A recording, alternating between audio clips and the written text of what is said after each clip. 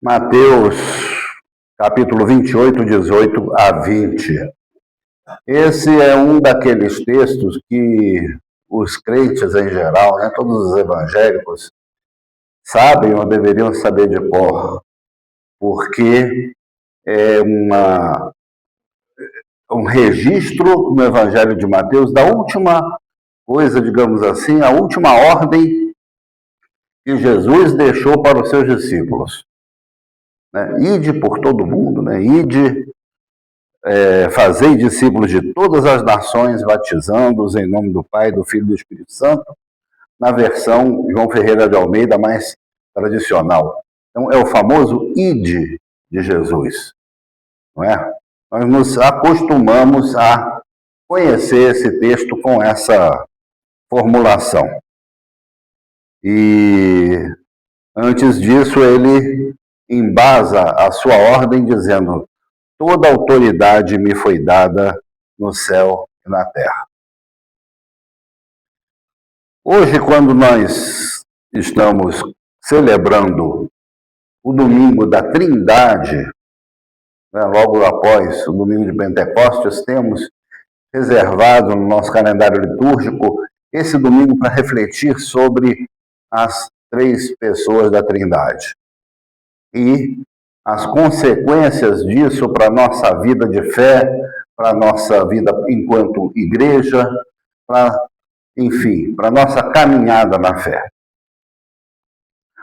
O fato é que nós precisamos ler esse texto com um pouco mais de atenção. Muitos textos que a gente recita, que a gente decora, que a gente fala, repete, às vezes a gente faz isso sem um certo aprofundamento. E é isso, essa nossa proposta nessa noite. Trazer uma reflexão um pouquinho mais aprofundada a respeito desse texto que é tão conhecido, tão querido, dos evangélicos principalmente. Então ele começa dizendo que toda autoridade lhe foi dada nos céus e na terra. Qual a consequência disso? É uma coisa que a gente precisa... A qual evento se refere? Se estiver falando... A gente precisa refletir um pouquinho. Quando a gente imagina, muitas vezes, a autoridade de Jesus, a gente imagina a autoridade de um dominador, de alguém que, digamos assim, que vai mandar em tudo na terra e que vai, de certa forma, exterminar os seus inimigos, não é? E que vai eliminar toda oposição. Eu vou pedir um copinho d'água, viu? Porque minha garganta ainda não tá 100%. Mas vamos lá. A autoridade que Jesus anuncia, que ele proclama, não é simplesmente a autoridade de oprimir os outros, de dominar sobre os outros. A autoridade que Jesus anuncia é principalmente uma autoridade para libertar, para curar, para renovar, para, enfim, exercitar uma... Obrigado, presbítero. Para realizar as grandes obras de Deus na nossa vida. É essa a grande preocupação de Jesus. A autoridade para dominar isso ele já tem. Mas quando ela se manifesta nas nossas vidas, ela se manifesta para quebrar nas nossas vidas e na sociedade também todo tipo de opressão.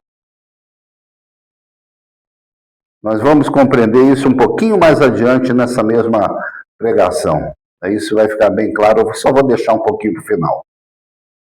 Mas o fato é que esse tipo, é a mesma autoridade que Jesus usou Para o quê? Para expulsar demônios, para curar doenças, para restaurar vidas. Para isso ele precisava de autoridade e ele exerceu essa autoridade. E essa mesma autoridade ele quer que nós também exerçamos em seu nome. Em seu nome. Quando a gente faz alguma coisa em nome de Jesus, é no mesmo sentido das coisas que ele fez no seu ministério.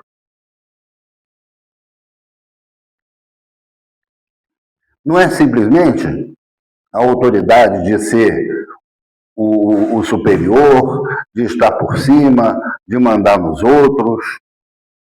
Isso pode acontecer, isso pode ser consequência, mas não é o grande objetivo. Não é? Nosso não é exercer esse tipo de poder. Muitas vezes a gente ora a Deus pedindo poder. Mas poder para quê? Essa é a pergunta que Deus nos faz. Para que você quer poder? Para ter privilégios? Para ser visto como autoridade? Para se envaidecer? Para se impor diante das pessoas? Ou você quer ter poder para ajudar as pessoas a sair do buraco onde elas estão? Para restaurar suas vidas? Para resgatar sua saúde? Existe autoridade e autoridade. Então é necessário que sejam muito atentos ao tipo de autoridade que Jesus proclama quando ele se dirige aos discípulos e está se dirigindo a nós também.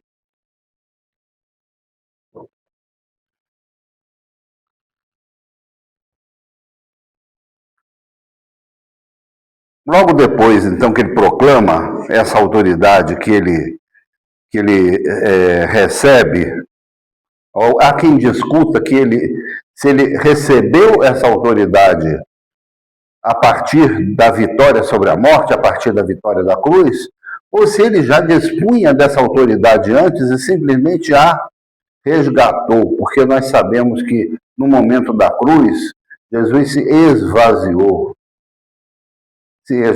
do que ele era, da sua pessoa, da sua autoridade, não é? Se tornou 100% humano e eu diria até sub-humano, naquela condição que ele se encontrava diante da morte.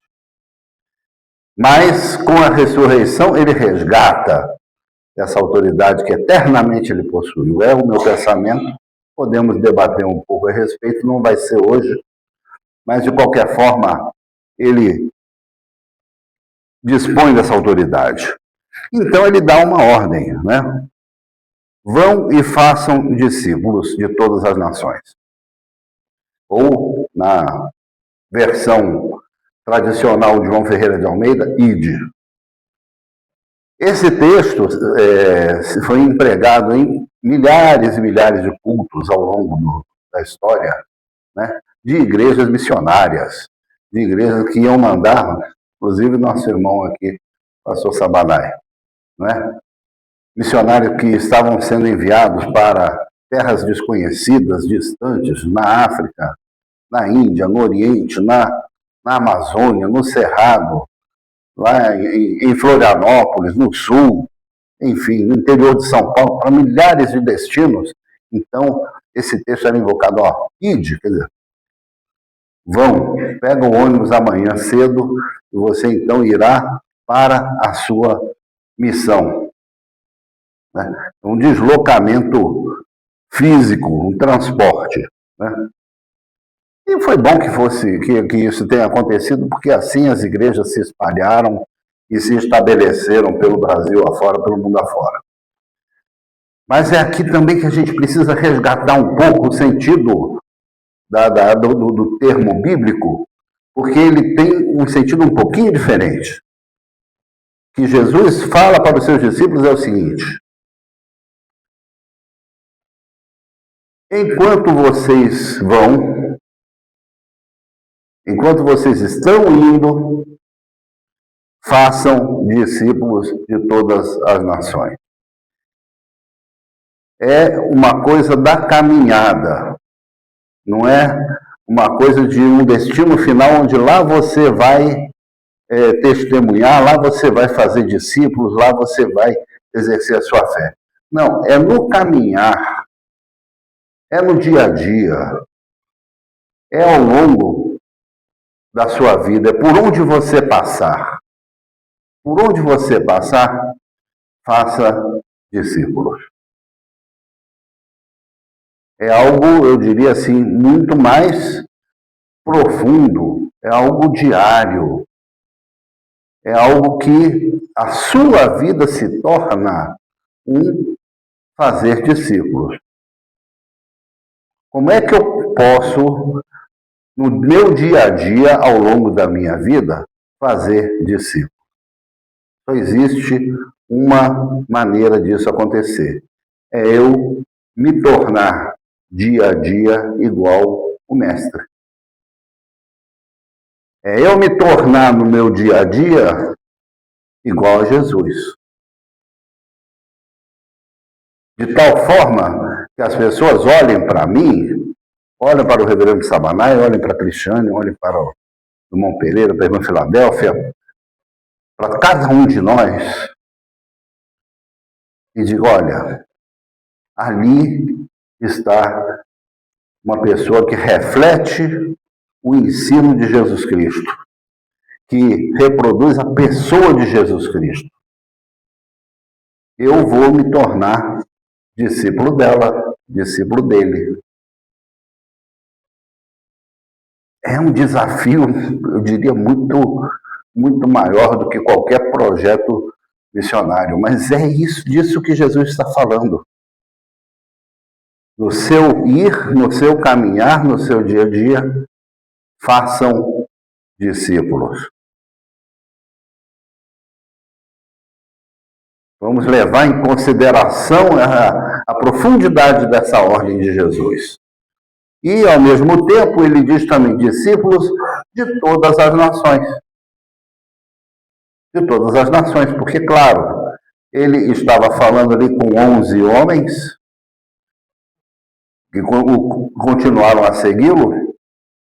11 homens, todos eles israelitas, todos eles da terra de Israel, todos eles judeus.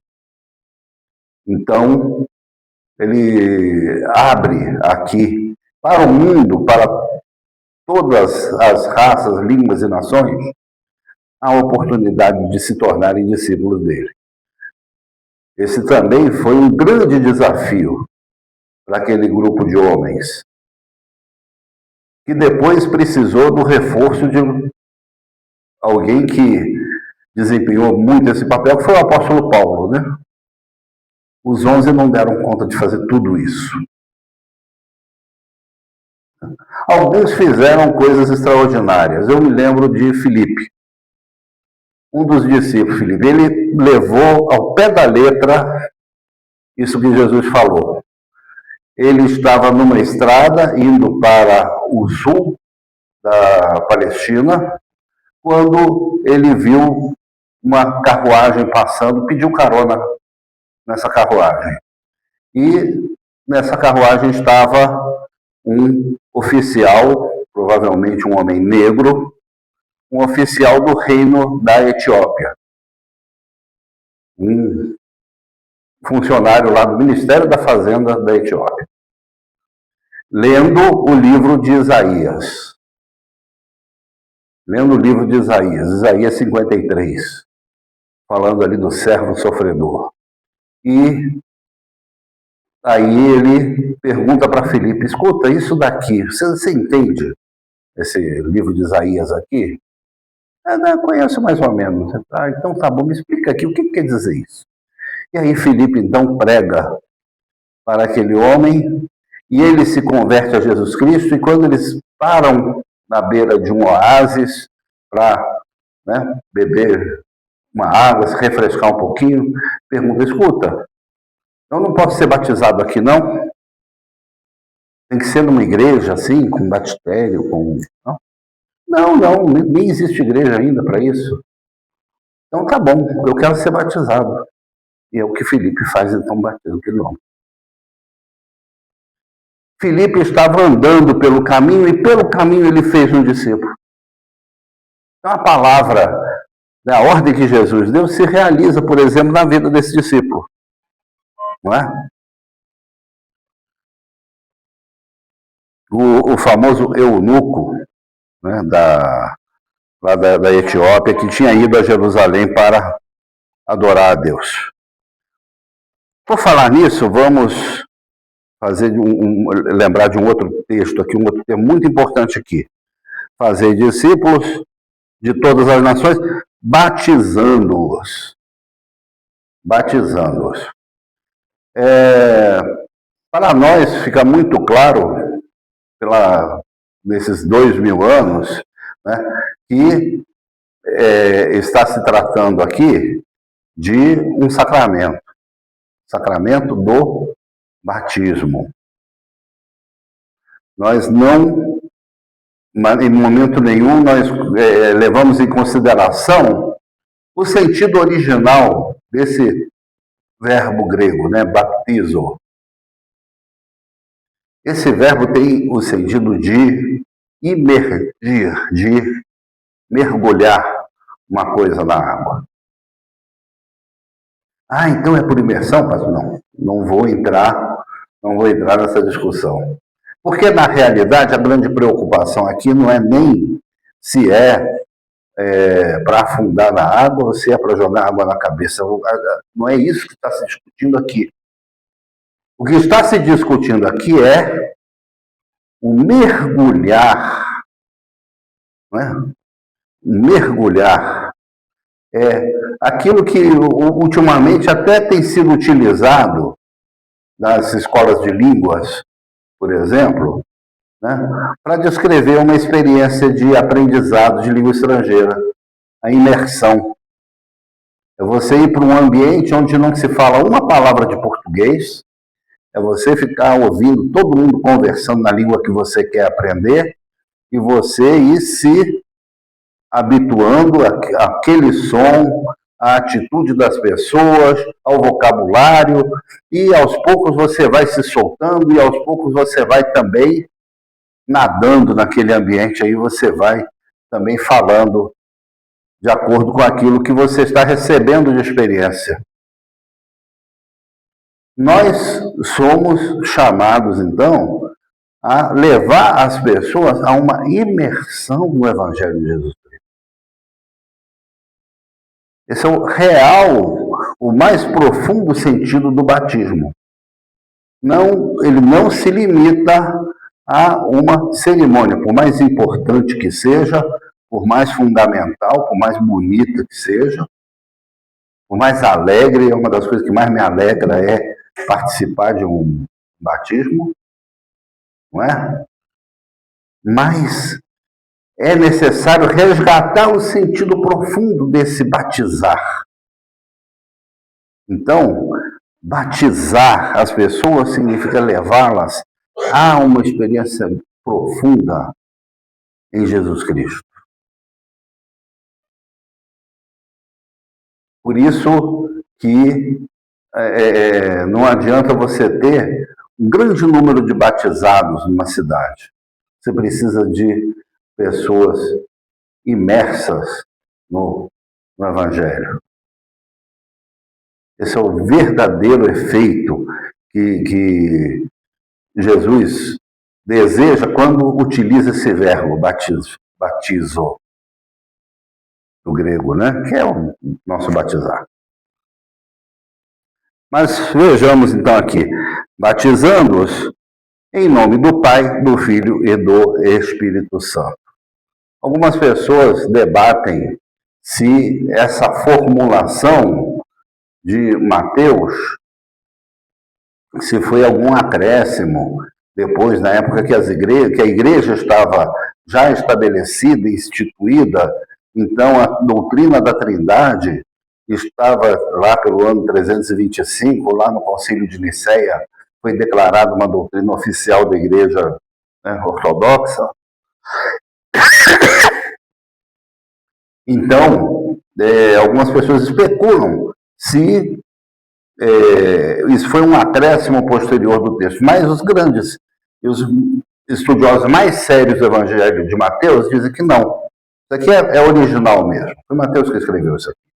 Foi a sua comunidade que escreveu. Então é a presença plena do divino, ela participa também do batismo. E por isso nós praticamos e reconhecemos as igrejas que exercem esse tipo de batismo. Batismo em nome do Pai, do Filho e do Espírito Santo, inclusive a Igreja Católica Apostólica Romana. Do ponto de vista teológico e litúrgico, é um batismo perfeito, é o mesmo batismo que nós praticamos. Certo? Não temos nenhuma pendência com relação a isso. Essa presença da Trindade também precisa ser compreendida, porque nós cremos em um Deus que não é um monarca absoluto que governa sobre o universo. A maioria das religiões monoteístas, pelo menos, que acreditam em um Deus só, tem essa visão. Não é? Nós cremos em um Deus que é comunitário, em um Deus que tem 3 pessoas que se comunicam entre si. Nós chamamos isso de mistério. Mistério. A palavra de Deus, a Bíblia, não nos dá todos os detalhes, todas as explicações de como é que funciona isso. Um dia na eternidade, espero que a gente chegue a compreender direitinho como é que é isso. Não é? Mas, por enquanto, a gente vê a manifestação da ação dessas 3 pessoas na vida da nossa igreja, no mundo, no universo e na palavra de Deus. Por isso, é muito importante a gente ter essa compreensão dessas 3 pessoas. O que a gente percebe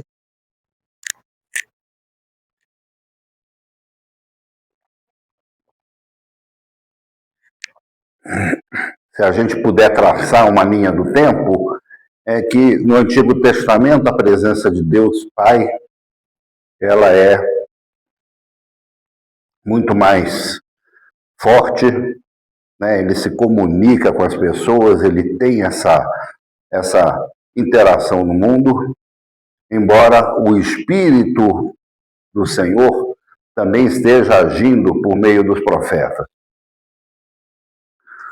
No Evangelho a gente vê a pessoa de Jesus Cristo, a pessoa do Filho, concreta, pessoal, ali, durante um período de tempo relativamente limitado, agindo desde o seu nascimento até a sua morte e depois a sua ressurreição.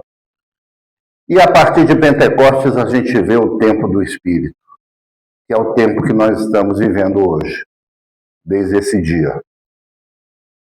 O Espírito age no mundo, age na vida das pessoas, age na igreja. Está agindo agora quando nós estamos abertos para ouvir a palavra de Deus.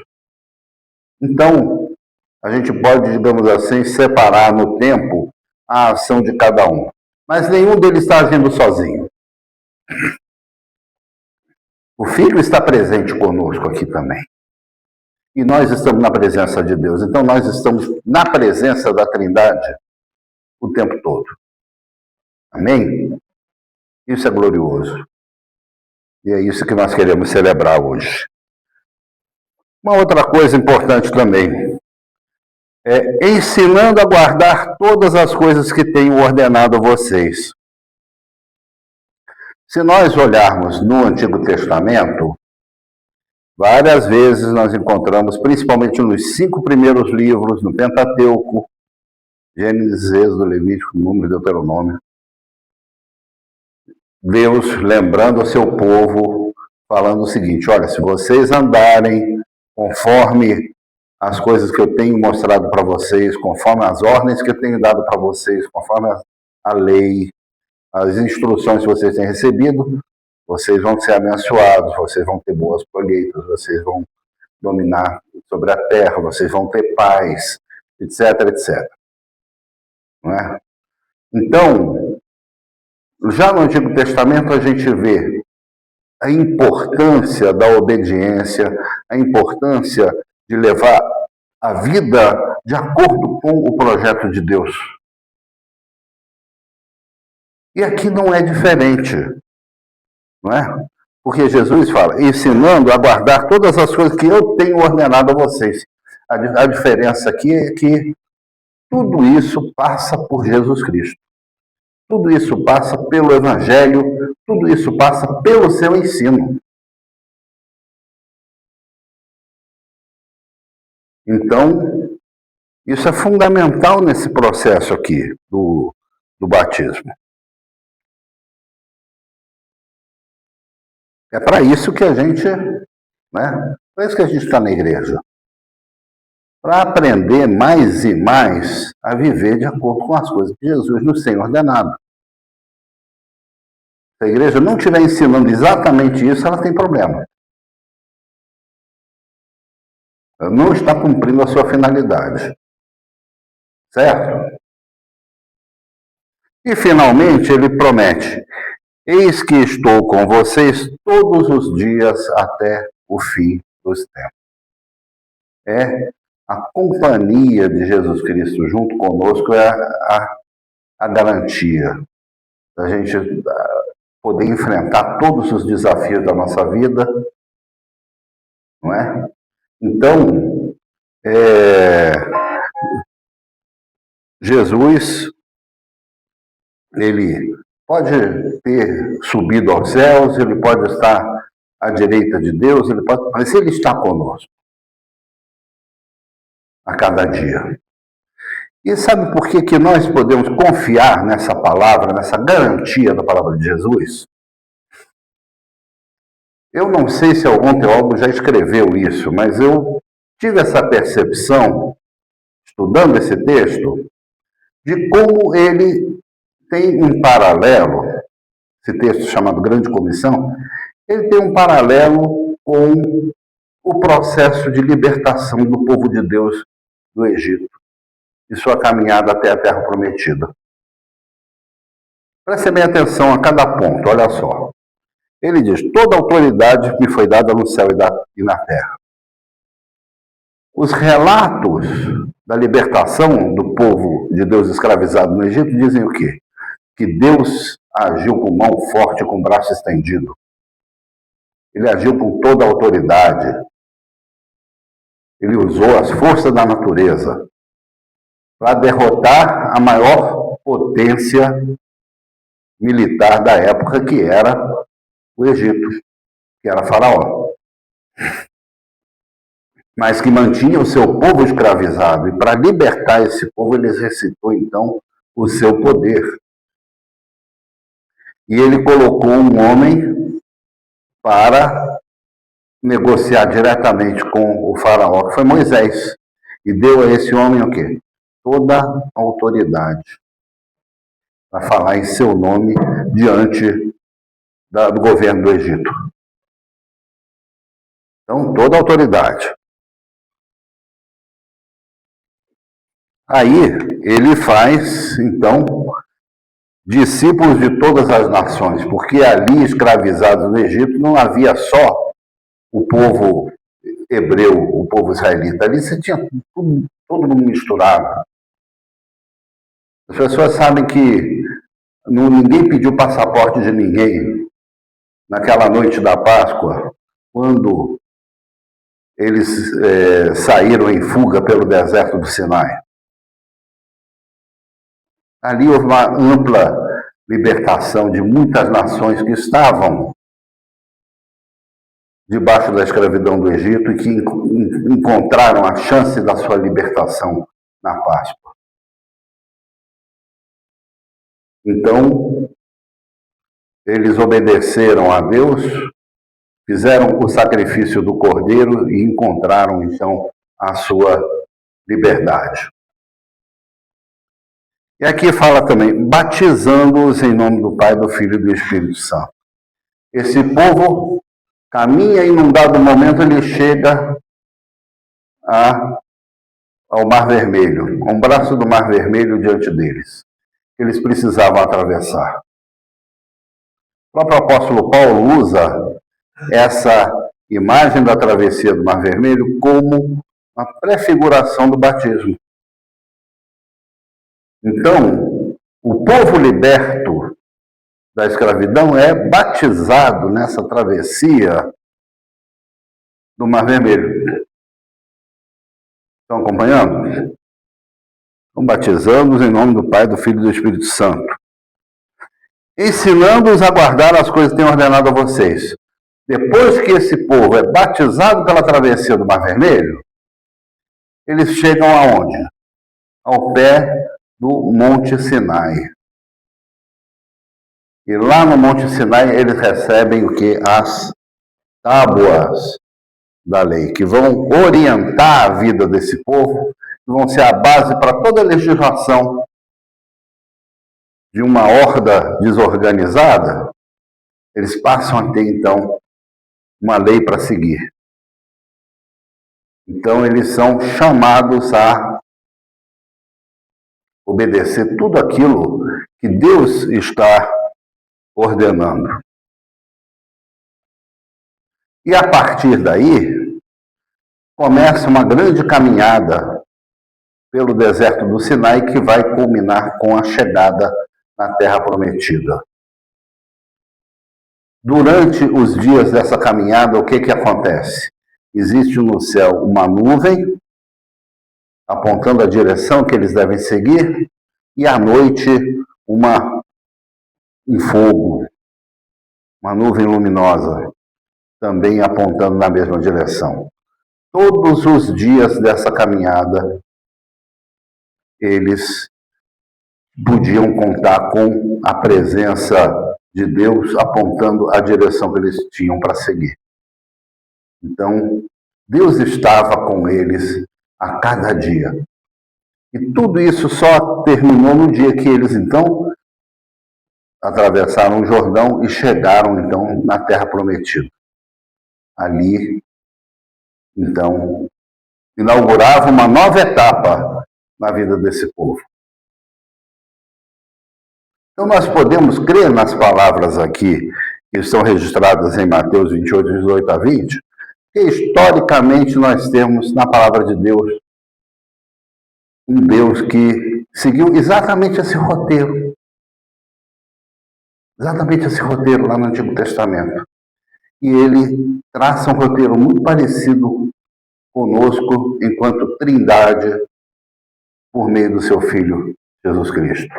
Nós também estamos caminhando para uma terra prometida, que é na consumação do século. Amém? Então, com essa segurança, com essa garantia bíblica de tudo aquilo que nós ouvimos, nós podemos contar batizados, discipulando, caminhando, fazendo discípulos ao longo do caminho. Nós podemos contar com a presença de Jesus Cristo todos os dias até o fim dos tempos. Amém? Que Deus assim nos abençoe.